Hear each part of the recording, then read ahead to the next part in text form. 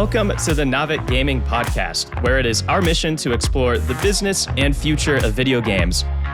We bring together the industry's brightest builders, investors, and thinkers to keep a pulse on current events, dissect emerging trends in games, share lessons learned, and have a great time. This podcast is also part of Naavik's growing ecosystem, which ranges from free and premium research to consulting and advisory services. For more information, visit www.naavik.co. Now, let's jump into the episode. Welcome to another Naavik Roundtable. I'm your host, Devin Becker, and as always, I'm joined by some excellent panelists. Today, we've got Dave Elton, president of Blue Line Studios, Sebastian Park, who I've not yet had the pleasure of talking with here, a co-founder of Infinite Canvas, and Maria Gillies, who I have spoken to, but has changed jobs over time here, is now the product director at Pixion Studios, if I have that correct. Yeah, Pixion Games. But is games the same as studios? Yeah. No, I actually had it written as games too. That's the sad part, is I could have just read what I wrote. It's not RAM. You got to just download more RAM. Yeah, that's it. Or I'll download the RAM doubler from ram.com. It's so nice to be back here. It's been such a long time, I feel. And Devin, you're an amazing host. I listen to the episodes every week, and it's really good. Well, I'm glad someone does. I don't get a chance to listen to them, so. Cool. We'll send you some notes later. Yeah, exactly. We've got some good topics today, so we'll get right into them just so we can make sure we have plenty of time to talk about them. We've got Keyword Studios, acquisition of Hardsuit Labs, which we'll get into in just a moment.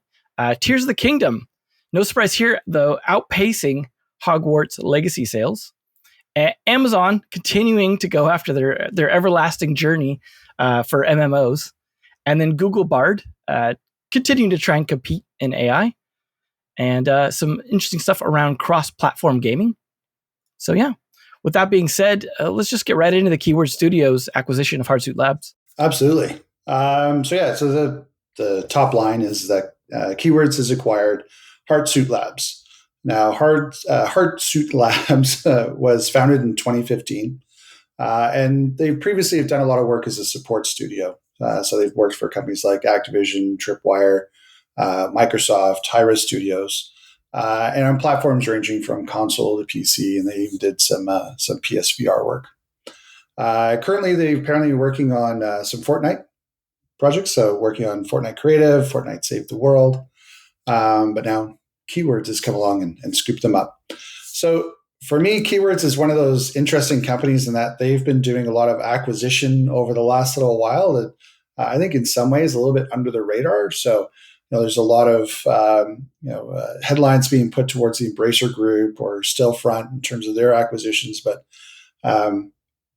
since Keywords was founded back in 1998, so they've been around for a long time, but they've acquired like 67 companies since their beginning. And their focus is around sort of the support side of game development. So they'll offer services around QA, player support, localization, but they'll also help with even co-dev and full development. So I mean, they're one of those behind the scenes companies inside the games business that certainly is reaching that behemoth stage. And even just in the last year, they've done 8 acquisitions around the world, including one close to my heart in Vancouver. And they've got something like over 50 studios active right now and over 6,000 employees. So congratulations to Hardsuit. Sounds like you've joined one very large company that's doing a lot of work for everyone behind the scenes. Given the amount of acquisitions we've had, even with like the big M&A season over, I kind of feel like at some point we're going to need this huge org chart just to know where companies sit at some point, right? Because it's been like you said, like they've been doing it for so long. We kind of forget these companies exist because we're so focused on Embracer and Stillfront. So I do hope, though, at the end of the day, like this is good for these companies, or at least enough of them for it to be worthwhile, that we're not just seeing everyone kind of get gobbled up. And I do imagine like even those smaller ones will probably continue in the near future. I think the end goal for Keywords is really to be that one-stop shop that they hope that they can engage with companies around the world. Everything from those people that are just looking for that tiny bit of help if they're looking for someone to help fill in maybe a couple of key staff positions, all the way through to being that trusted co-dev partner, where they're doing a good chunk of the work inside of the games. But they've also stated that they don't want to publish under their own name. They don't want the game name to be Keyword Studios was the developer. They want to stay a little bit behind the scenes, and I think they've done a good job of that. Maybe too good for some people to actually be fully aware of what they do inside the industry. Well, I hope there's something like Glassdoor kind of thing as well, giving some insight into whether or not these acquisitions are long-term working out for these companies, so that when they're considering it, right, like a company like Keywords comes to you and is like, hey, we want to buy you, they could see, actually you're a good person to work for. We should do that. Like it just reminds me of the whole Playtika thing with Rovio, right? Where Rovio is just like, I don't know about that, man. I don't know if we want to be acquired by you, because they had a reputation, right? And so with these ones that are maybe a little stealthier, or even the ones that aren't, if there's like good, obviously you're not going to find reviews of them on Yelp, but maybe something like Glassdoor could be a good way to find out, or some other system like that, because I think it would be good to make sure that everyone's happy with these deals. Yeah, and I think one of the indicators is if you look at, same as what you're talking about with Playtika, Seriously was gone as an entity pretty quickly, and same with a number of other companies. EA for a while had a very bad reputation for that. They get absorbed into the EA Borg, and you're gone as an independent. But considering they've had 67 acquisitions since, I think they really started their acquisition somewhere around 2012 or 2014, when they were really started the full acquisition train. But they've acquired 67, and they still have over 50 studios. So, just the fact that they've, that there are that many studios still as entities, as part of this overall family, kind of speaks to two things, I think. One, that Keywords has, probably done a good job of identifying a really good partner for them. And a strong partner, and something that is able to be part of that larger organization and doesn't lose its own identity. And I think Keywords has done a good job of keeping their hands off a little bit. Here's our overall goals, but we're not going to make you part of the Keywords board, and let the studios have their own identity. Cool. Well, we'll definitely keep an eye on it, and keep a little more of a spotlight, I think, on that company than probably we had in the past.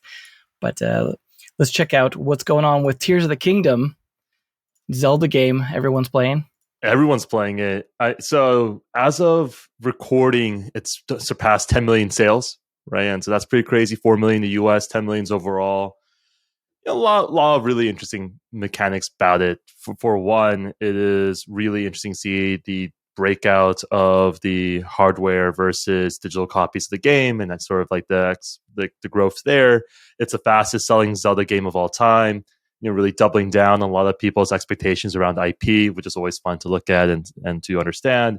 I personally think the most interesting thing is the lack of backlash on fidelity, right? I think one of the things that we see, especially in AAA development, is this obsession with fidelity as a be-all, end-all. When's the PlayStation 6 coming out? When the PlayStation 5 I finally got one. It took 3 years, but I finally got one, right? And so it's one of those interesting notes where strong IP, good game design, good distribution really lends itself to a successful launch, as opposed to, there were some, I wouldn't call them haters. I would call them more disinterested people who are saying this is just a really expensive DLC because it hasn't changed the core mechanics.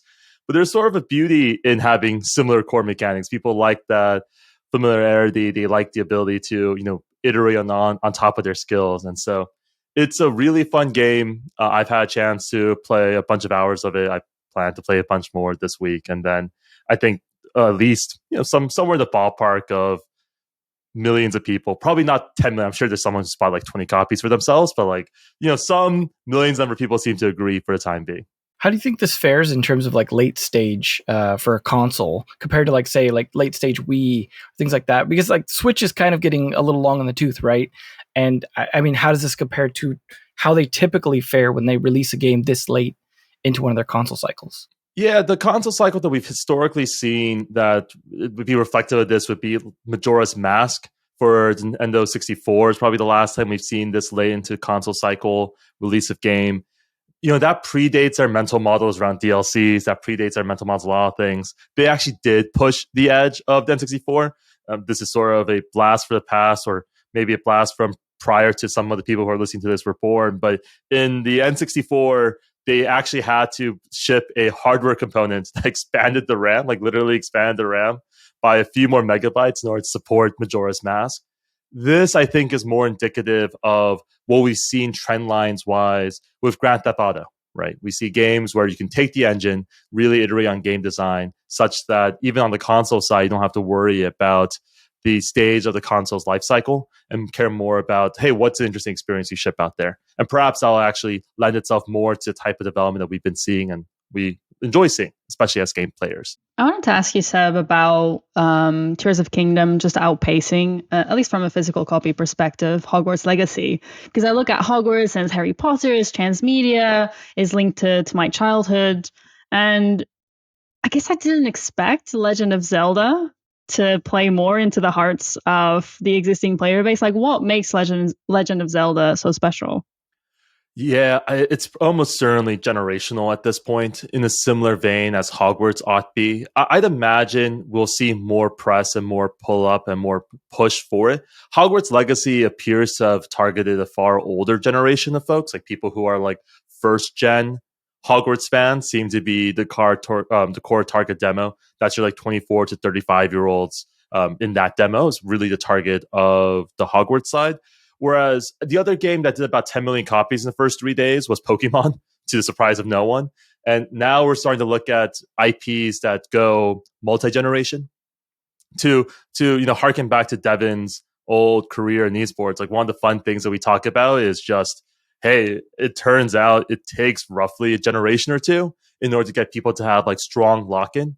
And we're starting to see that happen with some of these more legacy IPs like Legend of Zelda. Like the first Legend of Zelda, I think, is older than 3 of the 4 people on this call, if I had to guess. And so, like, because I think the first one was like I forget exactly when it was. It was like 1981, I want to say, or 79. Devin, how close am I? I think you're probably close-ish in the year, but maybe not accurate on some of your other statements. So, but I appreciate the compliment, the subtle compliment. Yeah, there we go, buddy. But anyway, yeah, so I think that's been really helpful in terms of the generational push of some of these games. And we're starting to see that with Pokemon a little bit. Legend of Zelda certainly has it. I think Legend of Zelda has like 10 years on it. Mario has it for sure, right, from a transmedia standpoint. That's super helpful. The second idea, which I think is also really funny, it's just honestly the availability of Nintendo games. Nintendo has had one of the best distribution pipelines that we've ever seen. It continues to really grind along, ignoring what everyone else is doing in the world, ignoring battle passes, ignoring the idea of launching games in a Game Pass, just launching their hardware games once in a while and hoping for the best. And they seem to have hit the formula that's worked for 20 some years, will continue to work for at least for the next 5 to 10. Yeah, and they certainly have been, known actually right from almost the beginning of really pushing big franchises at the end of the lifespan of a particular console. I'll prove that I was the one that Seb was suggesting was the really old person that certainly was around before Zelda, and give the example of Donkey Kong Country on the SNES as being like a game that really, really pushed things at the end and sold huge copies, and really taking advantage of a large install base for the platform. Yeah, definitely take advantage of, especially when you don't have the weird we've got to try and push this on the next gen and the previous gen kind of weird stuff that both Xbox and PlayStation have seemed to kind of go through roughly. Where they had issues like with Cyberpunk and stuff like that, whereas Nintendo's like, no, we're just going to make it for the current gen with the tech we have, make it really nice and not worry about all these weird things that everyone else is running into. So, yeah, and I think the funny part for me is that Nintendo's always really been known for gameplay over visuals, and the only time that they've really had a super unsuccessful platform was when they really tried to outpace technology and introduce what was the proper name of that The Virtual Boy or The something virtual, else? the all red VR that was Virtual Boy. a bit I don't of know, a- man. It still bit of a holds up. I disaster. was just playing it not too long ago. That's excellent. So you have what, 25% of the available, number of Yeah, consoles that are in use right now. Pretty much at this point. I gotta use the old and the new VR at the same time just to make sure I keep things in context. Yeah, I think the old Virtual Boy had some massive percentage of causing either seizures or nausea. So, perhaps gameplay really is the answer for. Well, see, that. later they had to add the reminders on the Wii for you to go out and go play, touch grass, whatever. Whereas the Virtual Boy just did it for you. You have a headache after 30 minutes. You know what to do. Easy solution. Yeah, I think you're generous there. I have better. I guess I have better tolerance. But anyway, speaking of old things that stick around forever and never seem to go away, Amazon and their quest for the everlasting MMO here. Wow. Burn, Devin. Such a burn.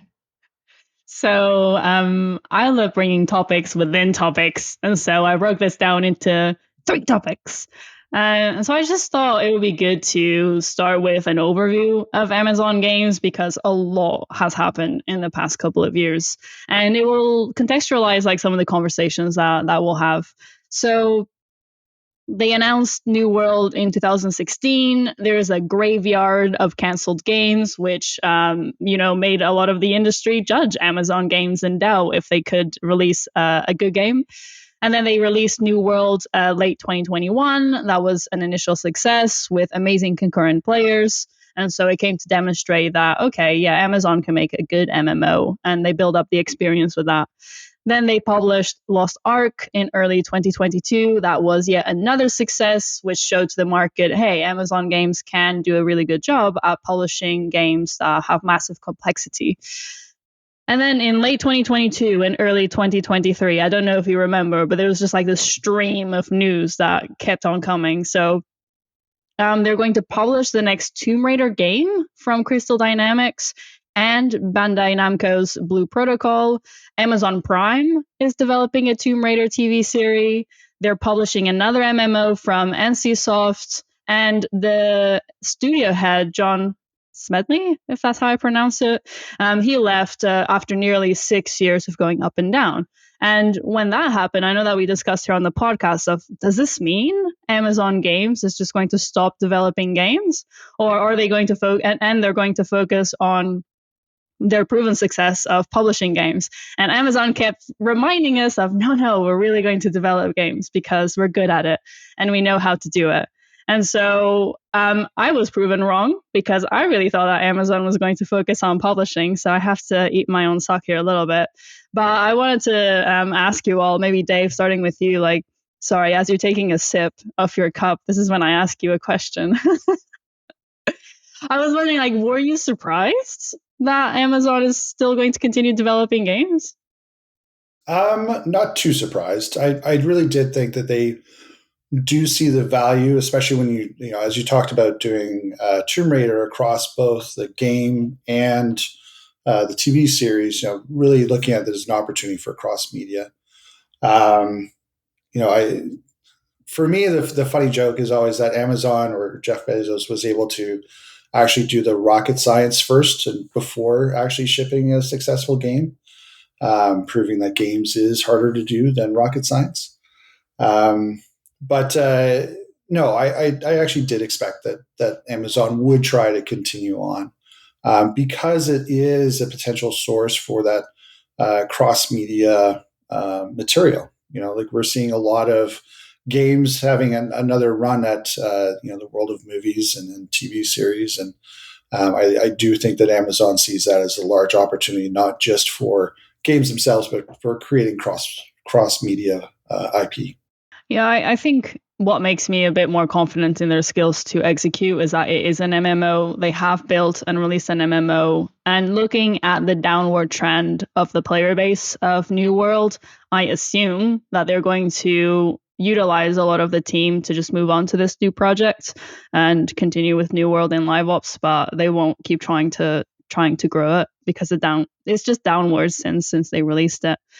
And so moving on to the second topic, it's also about IP strategy. So Embracer Group, their current growth strategy as IP-driven transmedia.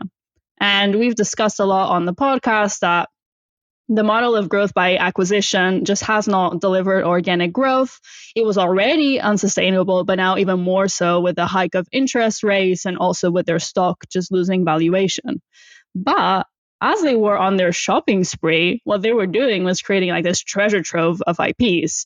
And we have things like Tomb Raider, Lord of the Rings, Deus Ex, Borderlands, Hellboy, Umbrella Academy, and the list just keeps going on. And they have the ability to essentially deliver transmedia by having digital game development, physical game development, and also what seems to be a cozy relationship with Amazon at this point. And so I think for the first time, I'm actually increasingly bullish about the future of Embracer because the IP strategy is already competitive. And I think it will just become even more competitive over time. And they are building like this treasure chest of IPs that live in people's hearts, the generation that we're talking about, and also IPs where a generation is now handing down their love for the IP to their kids and, nephews, nieces, whoever. And I think I just want to reinforce a little bit why the IP strategy, I believe, is incredibly strong now. So it creates a FOMO, an existing FOMO in players because they're already connected to like the IP community and they're going to see their peers engaging with the experience and they want to jump in. And we touched on two games that do that, Tears of Kingdom and Hogwarts Legacy. And then from a brand strategy is also leveraging an existing emotional connection. And we've also talked a lot about in this podcast that there's just a scarce attention economy right now. And so if you give players a choice between playing a game or spending time with an IP that they love or trying to fall in love and discover a new IP, it's the existing IP that's going to win. And then another thing that I think could really play into Embracer's future is that a single IP can lead to a lot of opportunities and mitigate the risk.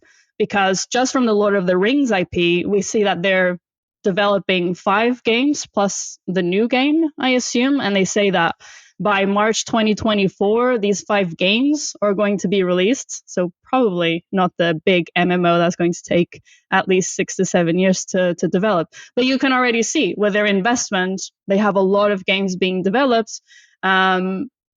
And that also means that they can kind of like outsource the game development and not have to take on the overhead of the costs, which like is always that we never quite understood is how do you manage the integration and the org structure of all of these companies together.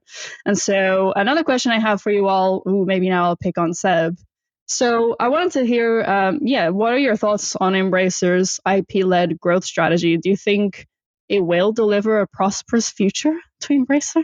There's a lot to unpack there. So sorry for the beginning. I certainly think that if you think, like, there's this great quote, right, from, I want to say it's Thomas Watson, but could be someone else, right? They said something along the lines of, hey, this employee made a mistake that cost the company $1 million, and are you going to fire that guy? And he's like, no, I just spent $1 million investing into training up this employee. Why would I fire them now? And certainly that does ring true for a lot of these new applications, both on the IP side as well as on the company side.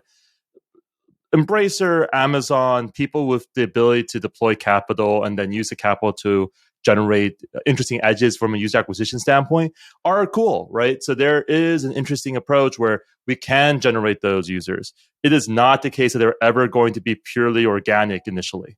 Like the organic nature of those users was by definition non-existent up until they have a real game, and then it causes some like cross promotion either that goes beyond the core nature of the IP. Is it the best way for them to acquire users? That is super unclear, right? Because I think the definition of best and whether it's like a path forward is often a function of ROI. It's like, hey, if you put $1 in, does it print out $2? That is something we won't know. And more importantly, if you're judged as if it prints out $2 and something else prints out $3, is $3 better than $2? That's going to be even harder to disentangle. What I will say is that I do think it has a very solid shot of printing out $2. Now, I think the interesting thing there is similar to sponsoring sports stadiums. It's unclear if there's value in running a Super Bowl ad. However, it's very clear that a bunch of people will watch the Super Bowl. And I think in a similar vein, it's unclear if the Embracer Group's games will generate the type of returns they need to overcome their costs relative to the acquisition IP and the pricing that it had, especially in the last couple of years. But certainly it will generate the type of like user acquisition necessary to test the thesis. So that I think is a far more, what's the word I'm looking for? Verbose, I suppose, way of describing the situation, but one that I have a lot of confidence in. If you don't know what to do and you have a lot of money and you're making interesting games, partnering with Tomb Raider is not a bad idea. Partnering Pokemon's never a bad idea. That, I think, is one of the core cruxes of things, and it's just a different return profile than other people. If you are a startup where your goal is to generate outsized returns for like 10x or 100x, that ecosystem and that equation may not actually work for your company because you might be just barely eking by in terms of ROI. But if you are a company at scale, tossing $1 billion into something and generating $1.1 billion is $100 million, right? As opposed to if you're a startup, you toss $1,000 into something, you make $100. That I think is like probably the largest scale difference. And there's this maybe a little bit more economic based, but there's this like myth that economies of scale work at all points. And that's just like not true. Economies of scale typically break down at some point. Like it's just one of those things where if you buy the first like Snorlax cup making device, the device's fixed cost will decrease up until you make so many Snorlax cups that actually you are like increasing the market overall, right? And suddenly like you now own all the ceramics in the world and you're buying it from every country and like now the fixed costs are going up. And so one of the things that we haven't seen in gaming over the last few years, and something that we've been really pushing on, is where do the economies of scale end for gaming? Does it end at like billion-dollar companies? Does it end at $10 billion companies? Does it end at $100 billion companies? Or does it end at $10 million companies? And I think that disentanglement is going to be really interesting to see if that works out for Embracer as they push the edges of the economies of scale language. I got a question for you on that then, or just related exactly to what you're saying is if they're going IP led, right? So we've seen over the last like decade or so, Disney just burn out some of their IP, right? Where like everyone's got Marvel fatigue. There was a bit of Star Wars fatigue. They take these IPs, right? Because they spend so much money on them. They're trying to then churn out that $2 or $3 as much as possible. And there's also the situation with, like you said, the economies of scale, where I wonder if your audience is overlapping between all these IPs, and you're like, we're going to push out a TV show or a movie and a game and a movie and a game. And even if the IPs are different, if the audience overlaps, are you potentially, creating burnout situations, putting out too many games, perhaps, or too many movies that they can't consume all of that for that same audience and like get diminishing returns, even if you're changing up what IP it is? Yeah, I mean, diminishing returns are very true, right? One of the ironies of games, now that we have this like future worlds, like Reid Hoffman was famous for saying a few years ago that his biggest competitor for Netflix wasn't HBO, but it was Fortnite. Ironically, it's like the reverse as well in gaming. Like the biggest competitor for Fortnite is honestly Netflix. A lot of times there's only 168 hours in a week. You only have so many things you can do and so many actions you can take. So certainly there are diminishing returns for IP-led things. One thing I will push on, especially on the Disney analysis, because I think that's a very common take, especially on Twitter, to say, hey, Disney's really, really like straining the golden goose, like really trying to get out as much as possible, is actually if those IP-led creations reach different audiences, even if they overlap 80%, you get an extra 20%, that might be worth it for Disney. And that might be worth it relative to the cost of capital required to generate that new IP. I agree. My favorite example of this is this Clone Wars series, the anime Clone Wars series, specifically targeted towards children. It's like a 10 to 14-year-old target demo. I freaking love it. And I think it's been one of the like big cult hits among especially a generation of folks that they didn't expect it to reach to. And that we see over and over again as being interesting. Now, do we need 17 more Mandalorian spinoffs? Probably not. But maybe, according to Maria, if you guys are watching on YouTube, the answer is yes. So clearly our difference indicates, whereas Maria and I typically overlap in our consumption patterns, Maria is willing to consume 17 more Mandalorian things, and I'm done after season 3. This is the way. And I wanted to say that I believe what the next step of the IP bonds will be is that there is the big risk of the IP burnout, but that will just mean that we'll take it into another level down. Your allegiance is not only with an IP, but it's with a specific character of the IP. And this is why I find interesting about something that Embracer alluded to. It's you're no longer building Lord of the Rings IP. You're building content for Gollum. You're building content for Legolas, Aragon. And by that means, you're going to just target into your followers. And so it's true. Like with Marvel, with Star Wars, you don't engage with anything. With everything. I love The Mandalorian. I didn't love Andor. Is that the name? I don't even know the name. Anyway, but I have friends I was the complete opposite, and I think that will just be the next step for these big IPs. It does make me question of the value growth of the generational IPs. Like, can a new IP even reach this level of following? Anyway, that's probably a rhetorical question. Yeah, I mean, the answer is yes, but like it's just a question of like time, scale, and life, and a bunch of other things, luck. There are some people who actually argue the answer is no, Maria. As an aside, I think there are some really interesting voices who say you can never reach the type of IP scale ever again. But I've heard people talk ad nauseum about Bruno, ad nauseum about Frozen. There does seem to be some ability to get to scale and scope at some point in the future. Certainly, we'll see what happens with Doctor Who and Star Trek as well. Well, I was just going to say, for me, the interesting thing in my mind is what approach are they going to take with all the IP that they've created or gathered? So is it going to be the Capcom route where they revisit their Resident Evil games, remake them, and end up selling more than they did the first time they released them? Or are they going to, treat it more as a universe and create new games, new characters inside a particular universe? I think for me, I would probably approach it as let's actually do both. It depends on the actual game and where they see the audience. But for me, it'll be interesting to see what they actually do with those. I know we got to move on, but this is one of the funnier things I was looking into this week, which is the 2002 350 Nissan Z is worth like 2 to 3x MSRP at this point. And part of it is because the people who were teenagers and looking up to the type of cars that were like really awesome 2002 are now in their like late 30s, early 40s and have disposable income. And suddenly this car that they've always wanted, which by all accounts is not a very safe nor like the best car in the world. And the engines in them are probably all screwed up given the driver profile of a 350Z driver. But that is like one of the most sought after cars in America right now. And so I think to your point, Dave, like there's some interesting IP iterations there where it's like, hey, who is your target generation of audience? People who the opinion, the rating, the community, the societal rating around the first three Star Wars movies. Sorry, the second three episodes 1, 2, and 3.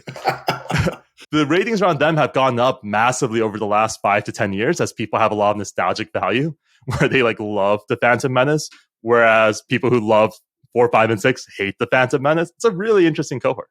Yeah, so Google is trying to play competitor as well with their AI, and I guess giving it their best shot at this point.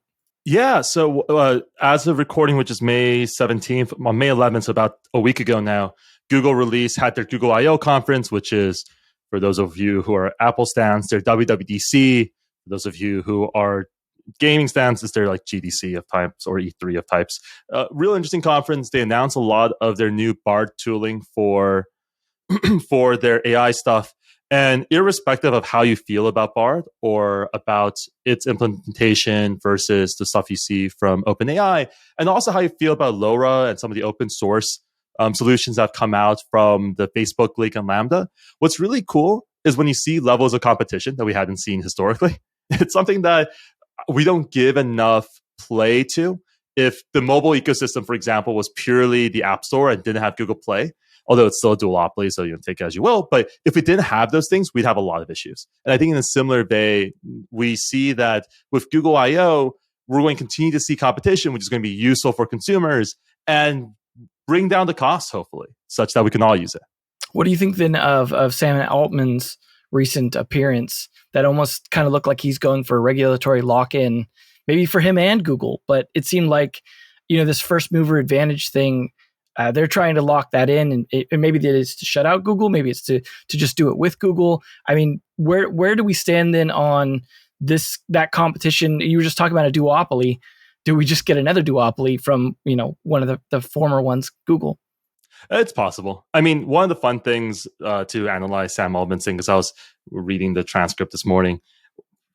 Typically speaking, if you don't, what lobbyists will tell you is if you can't change their mind, you should help guide their ideas. And so there's one of two things that could be happening here, or it could be both, right? Sam Altman could be trying to do some form of regulatory capture, because that's a really easy way to generate the type of monopolistic leads that they're looking for. Or it could be that he's done the research, he's talked to people in Congress, and they're all not going to come along with anything outside of this. And so it's just trying to stage them back and get them over the line. We don't know. The honest answer is that typically Congress is pretty bad at regulating new technology anyway. So I'm not, they typically do something called creating laws of the horse, which is the idea that instead of trying to create generalized laws to account for the advancement of technology, they regulate the horse, and suddenly all of our car rules and laws that are on the books are relative to horsepower of one horse, as opposed to never imagining a world where we have physical cars, right? And so that is typically what happens there. I am certainly not an expert when it comes to regulatory capture, nor am I an expert in terms of how to deal with Congress. I used to protest for net neutrality, and that was a pain in the butt. And I've realized I don't understand that world. So I'll defer to Dave and Maria if they have better ideas and better concepts there. I have a thought. So there's this company, I don't know how to call it, open source project called Hugging Face. And it's been all over my LinkedIn now. And it's about making the access to these tools and models essentially open source. And so the competitive advantage and building businesses around AI comes from context and being able to adapt those tools into your context. And so I'm interested in what Google is doing with Bard, but at the same time, we cannot allow these big tech companies to race away and build these walled off gardens with their technology. And so I hope that with AI, companies like Hugging Face, anyway, that's my take. Let's build with these open source models and accelerate and win the market by knowing how to apply the context. Yeah, for me, I think I've been looking at it a little bit more tactically in terms of the actual usage of AI and a lot of the potential challenges around it, especially around IP ownership. So if you are, potentially going to an AI system to help generate imagery for your game, what happens when you're looking to copyright your game? It's already been stated that you can't copyright material that has been generated by AI. So what does that mean? You've spent years toiling on a particular game, and someone's able to copy elements of it because it wasn't properly secured. I think there's certainly a lot of questions around what does that mean for people inside the industry, and certainly I fall more on the side of using AI as a tool, but certainly would prefer to have the artist teams around to help generate the art. Anyways. What do you guys think then about the way that these companies, especially even Google during their presentation, Google I/O, of being kind of cautious in their approaches, where they're trying to react to the fears people have? Like the example I would give is Google with the watermarking of the images that it creates, right? So it's like where, hey, we're going to be proactive about trying to attack the things that people are afraid of these tools being used for. But at the same time, does that then open up more reason for the competition to exist that might not play as nice, right? Where, if everyone's like, making guns with orange tips, then the company that wants to make the guns where you could take the orange tips off is suddenly like the hot ticket in town because, they're not being so proactive. Like, do you think that's just them hoping to, maybe we can curb this? Or, do you think they can hold the line with that? It's funny because what Dave and Maria are alluding to are actually often perceived to be diametrically opposing ecosystems, right? So the idea of enforcing copyright and trademark protections is far easier to do when there's a centralized person you can bug. It's much harder to trademark. It's much harder to enforce copyright if there's like 40 decentralized video services versus if you have a centralized content ID inside of YouTube. The flip side is that if you then cede power to the YouTubes, you disenfranchise a lot of the open source projects, which do not have the manpower or the desire to attack the problem properly. This is the central tension that we see constantly when it comes to both startups as well as new technology. And partly why it's actually by either the cynical or the, I like to say, practical view, really hard to enforce in either direction. You just got to let it play out. And that's sort of what's going to almost certainly happen, which is that the functionality of Google will be respectful to IP and trademark and whatnot. But on the flip side, it will definitely not work out for everyone else. We might be respectful from a trademark and copywriting perspective, but not with your data. And that's why I'm a massive cynical about these big tech companies. You can't look at what they're offering you. You have to look what's behind it. Yeah, and so the real takeaway there is we're going to have to make trade-offs societally. And the rule of thumb there is that societies don't make trade-offs. They just take what they want, right? And so the people who care a lot more about their data privacy will use and push forward the Lambdas, the LoRa, the Hugging Faces, these stable, unstable diffusions of the world in order to generate those tools to be 80, 90, 120% of what Google is doing. And then Google on the flip side is going to make the argument no, we protect these other rights, and then we go from there. This always makes for a very messy and fun world. Well, you have the situation too where some of these companies will throw out an open source version to try and kind of make good with everyone. I think that was mentioned by Sam Altman as well, wanting to do an open source version or something like that. And we see, even it seems like Facebook, I don't want to call them Meta, sometimes does the whole thing where they put out nice open source tools and things like that, whether they're doing it as a PR move or not. But it seems like that's kind of a common way to be oh, hey, no, it's fine. But it also seems sometimes to smell a little bit of the embrace and extend from the late 90s Microsoft kind of mentality. It's funky, man. What's weird is that I've had the good fortune of knowing some of those part of the open source free culture community. The people who are making the things don't have some malicious intents, right? A lot of Google has a great team of folks internal who really care about tooling and really care about privacy and really care about open source communities. Are they the majority of the people at Google? Probably not. Are they making their community ideas public as possible in order to try to stave off some negative externalities they sense? Probably. It's just so hard. And I think this is one of the biggest issues I have with my own analysis. It's I anthropomorphize companies all the time and I make them feel good or bad in my own brain. When in reality, you have to step back and remember these aren't people. These are conglomerates. They have thousands of different people with thousands of different ambitions and thousands of different opinions. And we just have to deal with the consequence of what that melds itself into. Fair enough. I guess it's a very wait and see kind of situation right now, right? We're kind of in the eye of the storm right now. I imagine a lot of stuff's going to develop, and I don't think we're going to go an episode where we don't talk about AI at least for 10 minutes for a while, right? Until we get to the point where that generates that topic for us, right? Should we talk about Activision Blizzard? And are you approving the deal? Am I approving it, or is Sebastian? You anyway, approving the deal. It was a joke because we talk about it in every episode. Yes, anyway, that's true. I think we that joke did not land well. Almost got into it again. Wait. We need to also talk about metaverse. Yes. Web3. Yeah.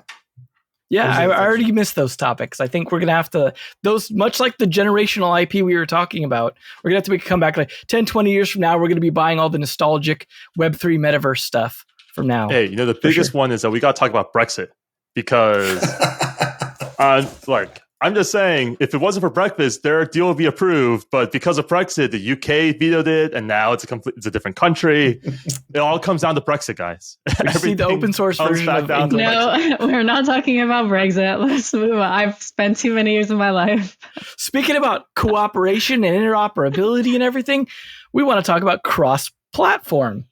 Wow, fiery transition. Yeah, so this is actually kicked off by Newzoo releasing a report around PC and console gaming for 2023.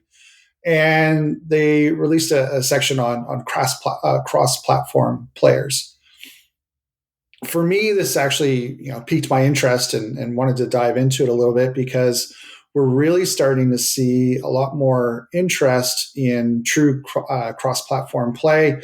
A little bit earlier over the last few years, it's certainly been a case of traditionally console and PC companies buying up mobile game companies. Take-Two buying Zynga.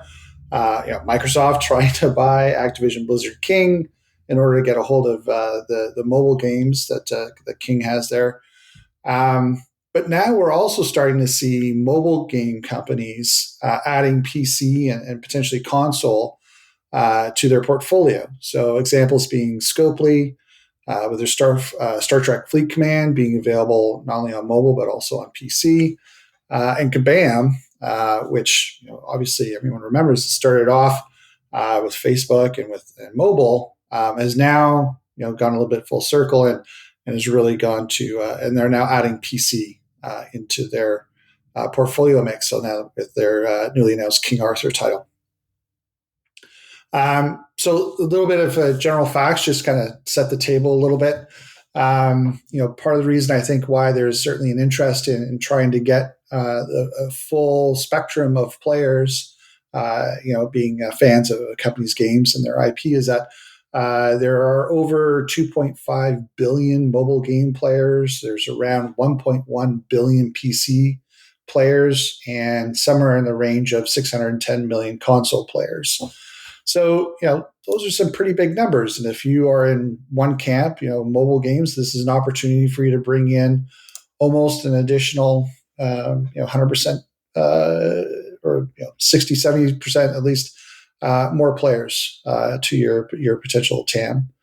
And so they actually dove into and looking at what those overlaps were in terms of where players were spending their time on mobile or on console or on PC and really what that overlap looked like.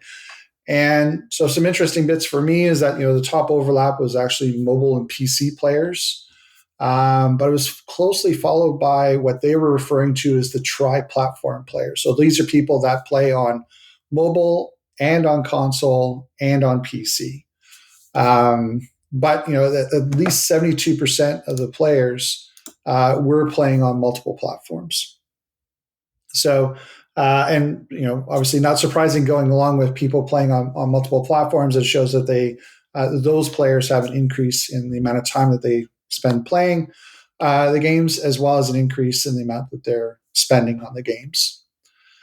And the other, for me, interesting bit is that the cohort of players that did have this cross-platform play were more male skewing and they were younger skewing than what you see in terms of the traditional audiences where there's just one platform that they're playing. And adventure being probably the number one genre. And they're most likely to point to social as a key aspect of play. So I think if you look at, and this is where also part of the interest comes from, some of the games that have been really successful recently are things like Roblox and Fortnite, games that have been, celebrated as the fact that you can play them on any platform. Fortnite, maybe you need to, side load it or stream it another way in order to play on mobile these days. But, they're games that were really successful. It didn't matter. Players didn't care what platform they were playing on. They just wanted to engage with the content.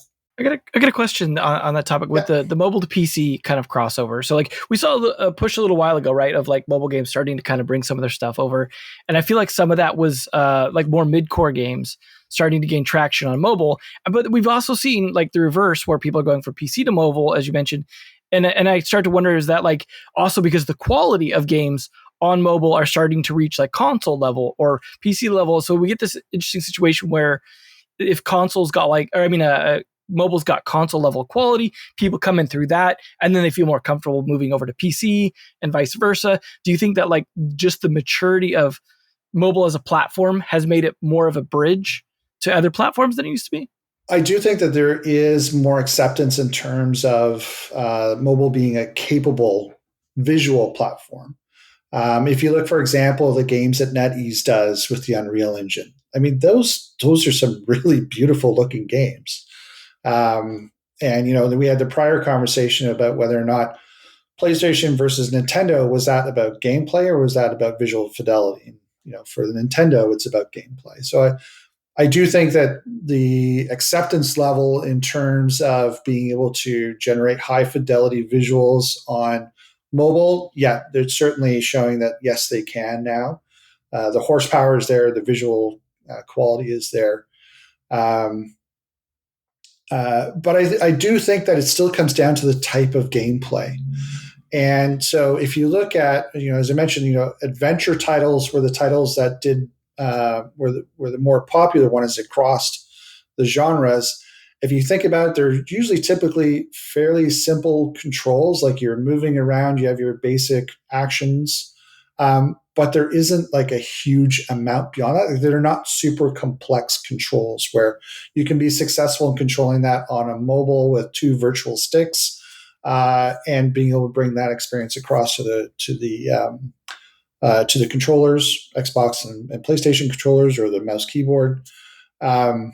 But you're not going to be able to get that same sort of level of control if you're playing. A huge fan of Flight Sim for Microsoft. You're not going to be able to play that on mobile.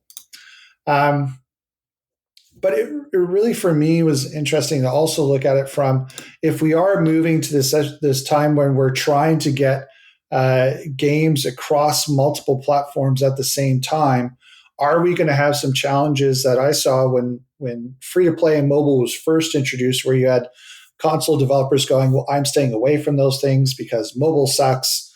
I don't like free-to-play as a business model. But it's, are they going to have the understanding of the intricacies of creating games that are compelling to mobile players versus PC players versus console players? That sense of, on mobile, I'm going to commit myself for 30 seconds to play something, versus on console, you're probably going to commit yourself for half an hour at the bare minimum. It does seem like mobile, though, has been able to pick up like longer social engagement like that it used to, because doing social on mobile used to be like a really difficult thing. And I feel like that kind of limited, like MMOs, for example, not being successful in the earlier days. And now MMOs are a lot more prevalent. And even like social stuff, like when Machine Zone started doing the more social stuff with the 4X games, and Rise of Kingdoms is now it's a pretty social game for being a city building game, right? And I got to imagine, like, the keyboards haven't got better on the phones, right? We're not like everyone's not BlackBerry level skill, so that hasn't changed. What do you think it is that's gotten people more comfortable with spending longer periods of time, like being social, or even running their phones with like these MMOs that autoplay, like a lot of the Asian ones that have like you just hit autoplay and you just have it just sitting there plugged in, like you're just watching it or playing it through a simulator on your computer? Like, what's changed that's made these longer sessions okay? I think there's a few different aspects. Like on the social side, there is the acceptance of different types of communication. So, like some great examples. I'm trying to remember. There's a mobile golf game. I'm trying to remember which one it is exactly, but Golf Clash. Golf Clash, I think it is. You have the ability to say things like "great shot," tough luck, or you have those abilities to have those little micro conversations between each other, and allow them to be completely respectful. And one of the best things about them is because what you're saying, you can translate them across multiple languages, and you have that ability to communicate with anyone around the world. But I don't know that it's that same level as being able to obviously sit there on your keyboard and mash away huge novels inside the text boxes as you converse with each other. But I think that they do try to find what is an acceptable level of communication to still bring that sense of connection between your players. I'll be honest, I don't play a ton of MMOs on mobile, so I'm not the best person to specifically talk about that. But for me, it's going to be interesting to see how well people are able to look at finding those types of games that do well across platforms, regardless of the control interface, and being able to feel like you're actually able to play on a same playing field. Like, I think there are a lot of people that feel like in RTS, the fact that you're able to have hotkeys, shortcuts for building and for selecting units certainly makes it easier to play with a mouse and keyboard than it does on a mobile interface. Was there anything about xCloud factoring into this? Because that then allows the same game, for example, to be played with the same controller across console, mobile, and computer without needing to really even change anything. They didn't reference sort of what the delivery platform was, and I think the numbers are starting to get there for something like that. Like I love Game Pass, and I have the Ultimate Game Pass. I love being able to play any of my games anywhere on any platform. But they didn't reference the actual delivery platforms. I think there are a few things at play here. One, Genshin Impact just came to destroy all barriers of thought of what you couldn't do on mobile and just open the floodgate of the incoming AAA mobile games. Another aspect of companies investing more in building on the mobile platform is that certain areas, like regions of the world, people don't have money, or it's not common to have like a PC, even more so like a gaming PC. And so having a mobile game allows you to tap into that market. And then another thing is, I think a lot of mobile gaming companies now are looking at web, so the full circle that Dave was saying, because of the platform fees and with the squeeze that we have from IDFA and the future squeeze of the Google privacy changes, is that you can actually increase your profit, and with the same amount of spend that you got of redirecting players into a platform where you don't have to take such a cut from your revenue. And then I think another thing at play is that the games on mobile have just become increasingly complex in genres that monetize really well. And so, for example, that's why we see Call of Dragons, like the next stage of Rise of Kingdoms, actually really focus on a PC client, where mobile is more of a gateway and a way to stay connected with your clan and doing all the little things I need to do throughout the day. But actually, the main gameplay is optimized to be played with more detail and ease on the PC. And so I think PC and mobile are very linked together. I'd be curious to see, I don't know, I haven't read Newzoo's report. I'm curious about the country mix, because I would expect cross-platform to be more prevalent between PC and mobile due to accessibility, but also to be focused on countries where PC gaming is quite popular. And I think that's why maybe we see a demographics mix, because some significant percentage of the female player base still doesn't consider themselves as gamers, as some reports have shown. And so you have your mobile, you install your games on your mobile, but going to spend $1,000 on a PC game, a PC desktop, is that how you just? I don't even know. I don't have one to play super hyper realistic FPS games. We're still not there yet. Yeah, and they actually did call out something that I thought was interesting, was that if you look at where the different regions inside the world, how their gaming cultures evolved. So if you look at the starting points, North America, very much a console in terms of its beginnings. Yes, there were PC and that, but it was the consoles were the things that kids wanted. In Europe, PC based, and then Asia, Southeast Asia, mobile. And if you look at the report and they say, well, what is your preferred platform to play on? That's still the case. The only major region that I saw that had any difference was actually Japan. So starting off console, and as they've transitioned to mobile. But otherwise, everyone stayed exactly the same. North Americans, if they have a choice, they still want to play on console. Europeans, they still want to play on the PC. And Southeast Asians, they would prefer mobile. But I do think that in part what you're saying, Maria, it does also come down to what is available for them to play. But I do think that there is a challenge in terms of being able to figure out who's the audience and what is it that they're playing, because they do talk about cross-platform play, but how much of that is I'm playing Roblox on mobile, on PC, and on console, or how much of it is I'm playing Candy Crush on mobile, I'm playing Flight Sim X on my PC, and I'm playing FIFA soccer, football club now, I guess, EA Football Club on the Xbox or PlayStation. For me, that's one part that they didn't get into in the report, and that would be my curiosity in terms of how they're actually playing or what it is that they're playing on each of the platforms. Yeah, it'd be really nice if Newzoo reports had cross tabs, but unfortunately, I guess the sample size they have makes it hard for them to provide any interesting cross tabs. And Devin, to your answer about mobile gaming becoming more social, I think I'm a mobile game forever kind of girl.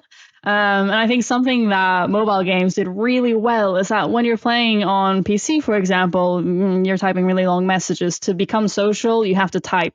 You have to write what you mean.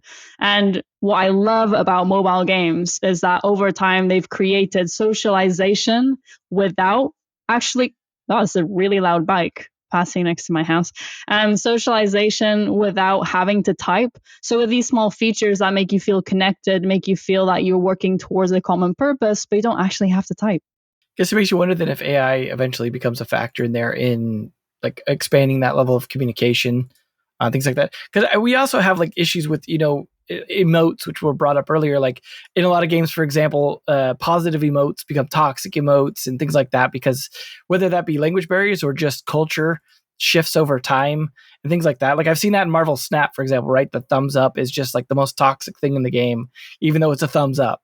That's like the old GGs in like Hearthstone. And it's interesting that like you talk about like the reduced amount of communication being a positive, but there's also like the dark side to that, right? Which is the lack of context and extra information. Like I find myself in those situations on mobile where I wish I could type something, like I say in that Marvel Snap kind of situation where if there's not an emote that expresses what I want to say, I either have to like do something close and hope they get it, or I just have to be like, well, I can't say anything to this person that I'll never see again, and I hope they just telepathically understand what I wanted them to understand.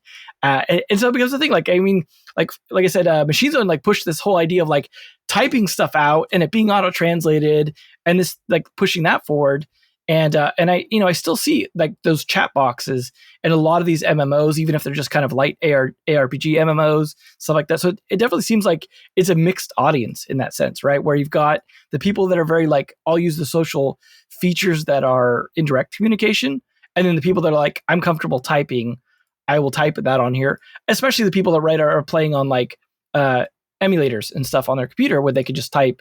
Because I've definitely got those situations you brought up, like Rise of Kingdoms and moving to PC earlier. When I was trying out the game, like I found myself like, okay, I'm going to play this on PC now because first off, I can't type very well on here because it's small. And second off, like there's a lot of reading and small numbers and juggling all this stuff, and also playing it for long periods of time. It's going to kill my phone battery. So like I'll just play it on the side on my computer. And it's interesting that like there's definitely games that start pushing that transition as well, whether that be for social reasons or for complexity or whatever it is. And I don't know how that translates then over to console, because console's kind of in a weird, you don't usually have a keyboard hooked up, but like you're not usually using like emotes the same way. You've got like chat wheels most of the time instead, right? You've got like the whole wheel of emotes. So I don't know, it's kind of a weird mix of all these different things that I imagine will just bridge into something that's kind of more universal through those systems. I'm just worried about using AI for part of that, because autocorrect is bad enough as it is. AI just going off on some bizarre tangent in terms of, no. All I was trying to say was thank you, not whatever AI has decided to throw up on the screen instead, and wish them that they had the best of luck, and hopefully they saw the coronation in person. And yes, watch out for the giraffe down the street. I don't know. I just enjoy communicating entirely in GIFs instead. So what can I say? If AI makes it easier to pick out the right GIF, I'm solid. Cool. Well, great conversations, everyone, today. A lot of good topics, and I'm sure some we will revisit in the near future. I want to thank everyone for being here today, and of course, everyone for listening. And also, another reminder about the old mailbag.